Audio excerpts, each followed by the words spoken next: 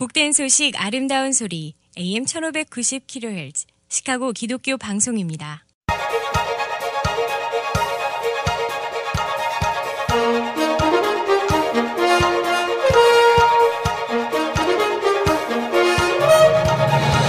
김정일 해설위원의 시사 해설. 세상을 넓게 봅니다. 삶의 지평이 넓어집니다.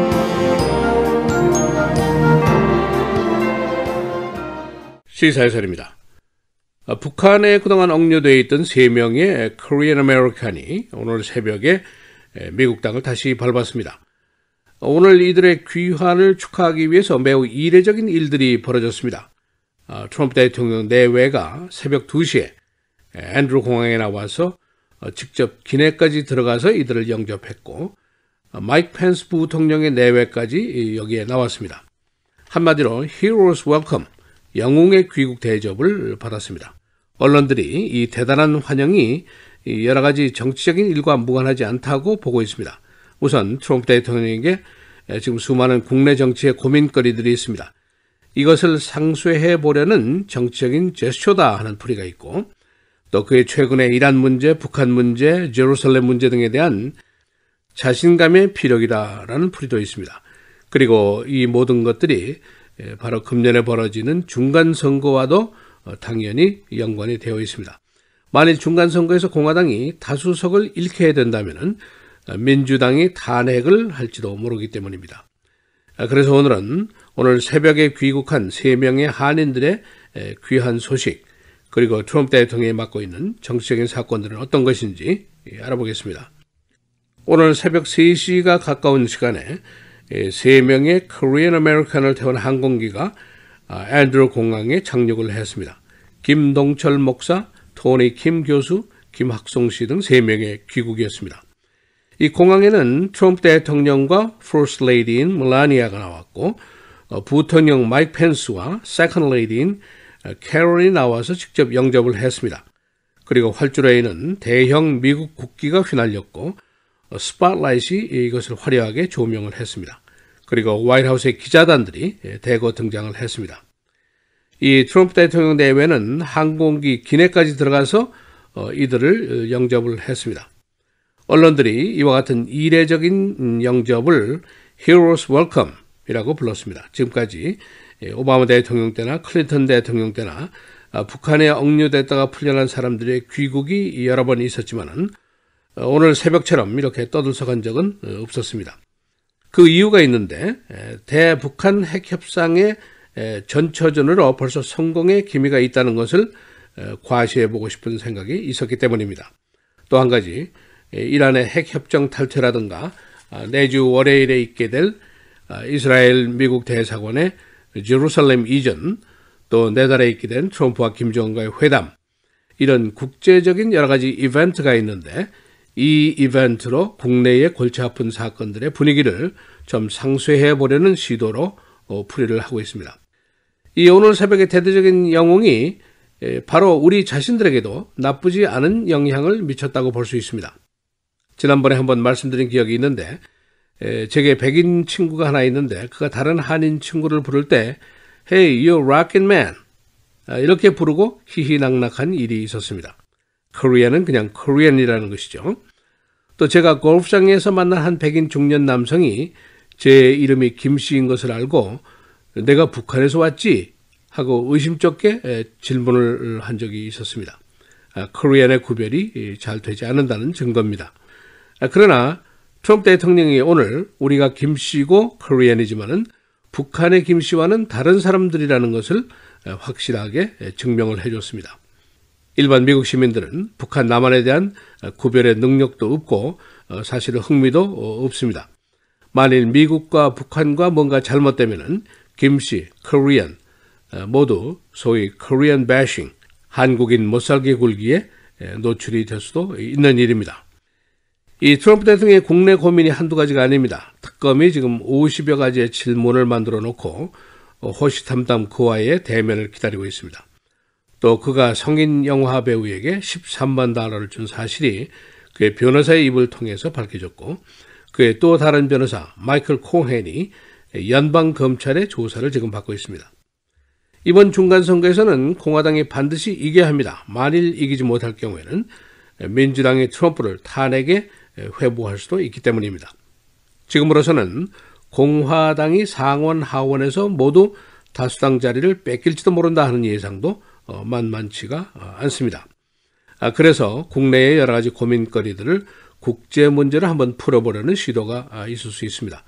역대 대통령들이 대부분 해본 시도입니다. 이 트럼프 대통령에 대한 여론조사 워싱턴 포스트와 ABC 뉴스의 조사를 보면은 전체 지지율이 40%입니다.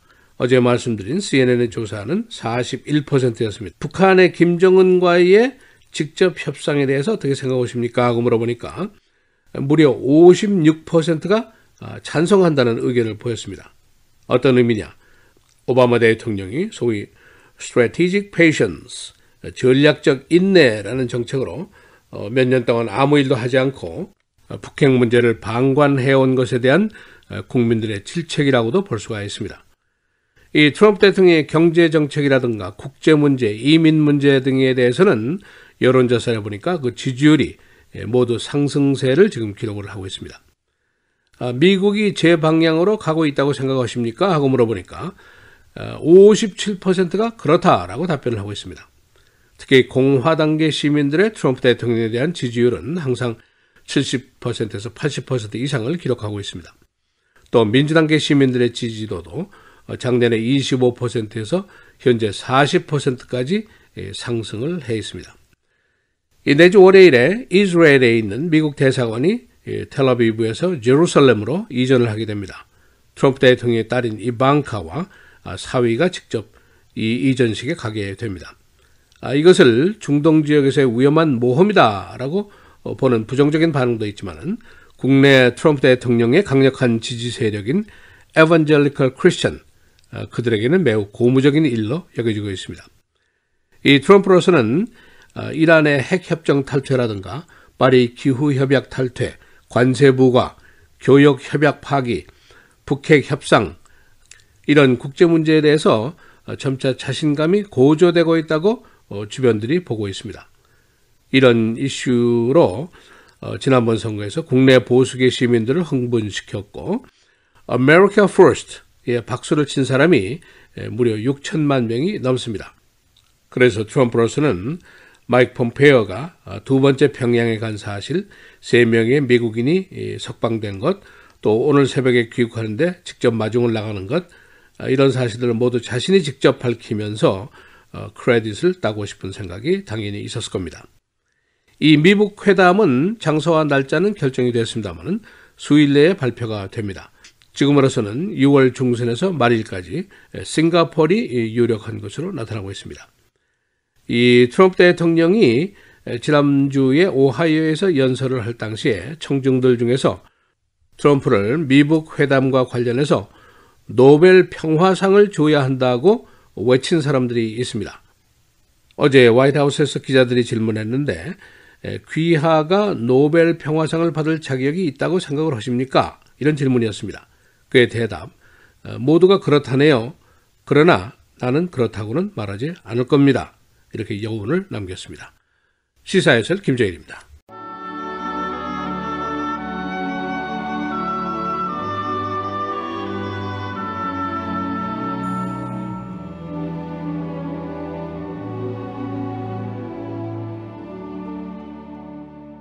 너희는 그를 죽은 자 가운데서 살리시고 영광을 주신 하나님을 그리스도로 말미암아 믿는 자니 너희 믿음과 소망이 하나님께 있게 하셨느니라.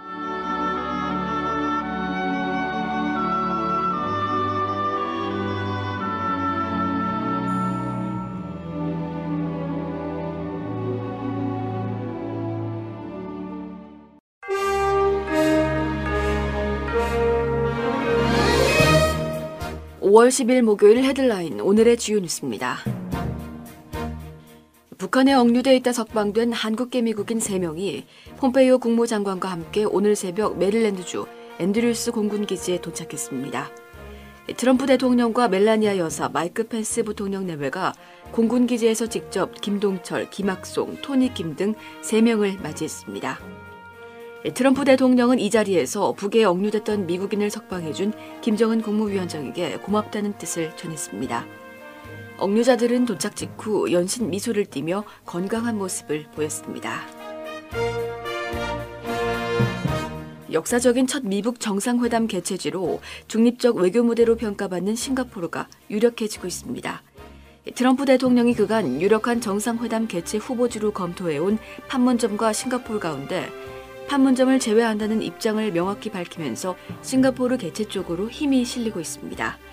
트럼프 대통령은 어제 강요 회의를 주재한 자리에서 우리는 시기를 정했고 회담 장소를 정했다며 한때 회담 장소로 직접 거론됐던 비무장지대 내 판문점에 대해서는 그곳은 아닐 것이라고 선을 그었습니다. 지질조사국이 하와이 빅아일랜드의 킬라우에아 화산이 수주 안에 다시 폭발할 가능성이 높아지고 있다고 경고했습니다. 지질조사국은 앞으로 몇 주 동안 하와이의 킬라우에아 화산에서 폭발적인 분화가 일어날 가능성이 커지고 있다는 경고를 주민들에게 발령했습니다. 또 화산으로 인해 갈라진 틈에서 나온 자갈 크기의 잔해물들이 멀리까지 날아갈 수 있으며 화산이 또다시 폭발하면 근처 도시들이 화산재에 오염될 수 있다고 전했습니다. 미국의 일방적인 이란 핵 합의 탈퇴 후 긴장이 고조된 시리아에 이스라엘이 또다시 공습을 벌였습니다. 현지 언론은 오늘 이스라엘의 미사일이 방공망과 레이더, 무기고를 타격했다고 보도했습니다. 소식통은 그러나 날아온 이스라엘 미사일 대부분이 목표물을 맞추기 전 시리아군 방공망으로 요격됐다고 주장했습니다. 인명피해 상황은 전해지지 않았습니다. 공화당 존 맥케인 상원 의원이 고문 행위 연루 의혹을 받고 있는 지나 헤스펠 CIA 국장 지명자에 대한 반대 입장을 밝혔습니다. 맥케인 의원은 어제 헤스펠 지명자에 대한 상원정보위원회 청문회가 끝난 이후 성명을 통해 헤스펠 지명자가 조지 W. 부시 행정부 시절 시행된 CIA의 신문 프로그램과 관련한 오해를 해소하지 못했다고 지적했습니다. 맥케인 의원은 베트남전 참전 중 포로로 붙잡혀 고문을 당했던 경험을 갖고 있습니다. 맥케인 의원 외에도 랜드폴 상원 의원이 헤스펠 지명자에 대해 반대 의사를 표시하고 있어 민주당에서 이탈표가 나오지 않을 경우 인준안이 부결될 가능성도 있습니다. 홈디포 매장 안에서 어린아이가 목줄이 풀린 개에게 물려 상처를 입었습니다. 다우너스 그로브에 있는 홈디포에서 어제 3살 난 여자 어린이가 개에게 물려 피를 흘리는 상처를 입었습니다. 경찰은 매장 안 카메라에 담긴 비디오를 조사한 후 개와 개 주인을 찾고 있습니다. 홈디포는 매장 안에 동물 입장을 금지시키고 있으나 이날 이 규칙이 지켜지지 않았습니다. 네이버빌 가정집 지하실에서 방사선 물질인 우라늄이 발견됐습니다. 집주인은 이번 주에 지하실 청소 중에 이상한 물질이 담긴 박스를 발견하고 신고를 했는데 경찰은 이 물질이 우라늄이라고 밝혔습니다. 집주인의 작고한 남편은 과학자인 것으로 알려졌습니다. 시카고 소방국은 남자 소방관이 여성 소방관을 구타했다는 신고에 따라 자체 조사에 들어갔습니다. 현장 목격자들은 두 사람이 언쟁을 벌이던 끝에 남자 소방관이 여성 소방관을 폭행을 했다고 진술했습니다. 시카고 소방국은 여러 해 전부터 성차별, 인종차별 등 사례가 많아 자체 감사를 벌여왔습니다. 날씨입니다. 오늘은 가끔 구름 많은 맑은 날씨 보이다 한밤중에 대부분 지역에 비가 내리겠습니다. 낮 최고 73도, 밤 최저 44도. 내일은 흐린 가운데 오전 한때 비가 내리겠고 낮 기온은 50도대까지 떨어지겠습니다. 낮 최고 51도, 밤 최저 46도. 토요일도 흐린 가운데 천둥 번개를 동반한 비가 내리겠습니다. 낮 최고 52도, 밤 최저 48도. 주일은 대체로 흐린 가운데 오전 한때 썬더스톰이 예상됩니다. 낮 최고 66도, 밤 최저 52도입니다.